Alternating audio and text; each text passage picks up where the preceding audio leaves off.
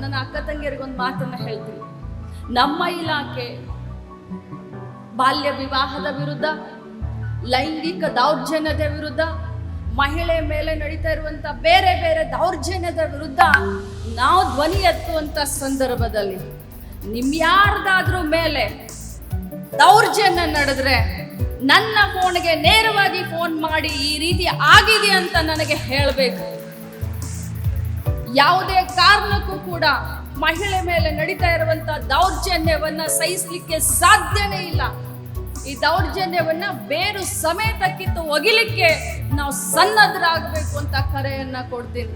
ಇನ್ನು ಬಾಲ್ಯ ವಿವಾಹದ ವಿರುದ್ಧ ನಾವೆಲ್ಲರೂ ಕೂಡ ಇವತ್ತು ಸಮಾಜದಲ್ಲಿ ಇರುವಂತ ಕೆಟ್ಟ ಪಿಡುಗು ಈ ಬಾಲ್ಯ ವಿವಾಹದ ವಿರುದ್ಧ ನಾವೆಲ್ಲರೂ ಸಿಡಿದೇಳಬೇಕಾಗತ್ತೆ. ಯಾಕಂತಂದ್ರೆ ನಮ್ಮ ಆರೋಗ್ಯ ದೃಷ್ಟಿ ಇರಬಹುದು, ನಾಳೆ ನಮಗೆ ಹುಟ್ತಾ ಇರುವಂತ ಮಕ್ಕಳ ಆರೋಗ್ಯ ದೃಷ್ಟಿಯಿಂದ ನಮ್ಮೆಲ್ಲ ಅಂಗನವಾಡಿ ಕಾರ್ಯಕರ್ತರು, ಆಶಾ ಕಾರ್ಯಕರ್ತರು, ಸಹಾಯಕರಿಗೆ ಒಂದು ಮಾತನ್ನ ಹೇಳ್ತೇನೆ. ನಿಮ್ಮ ಏರಿಯಾದಲ್ಲಿ, ನಿಮ್ಮ ಊರಲ್ಲಿ ಯಾರೇ ಈ ರೀತಿ ಬಾಲ್ಯ ವಿವಾಹವನ್ನ ಮಾಡ್ತಾ ಇದ್ದಾರೆ ಅಂತಂದ್ರೆ ನಿರ್ಭೀತಿಯಿಂದ, ನಿರ್ಭಯದಿಂದ ನೀವು ಸಂಬಂಧಪಟ್ಟವರ ಹತ್ರ ಈ ವಿಚಾರವನ್ನ ಹೇಳಿ. ಅದಕ್ಕೋಸ್ಕರ ಬಾಲ್ಯ ವಿವಾಹ ಮುಕ್ತವಾದಂಥ ಗ್ರಾಮ ಪಂಚಾಯತಿಗೆ ನಾವು ನಮ್ಮ ಇಲಾಖೆಯಿಂದ 25,000 ರೂಪಾಯಿಯನ್ನ ಬಹುಮಾನವಾಗಿ ಘೋಷಣೆ ಮಾಡಿದ್ದೀವಿ.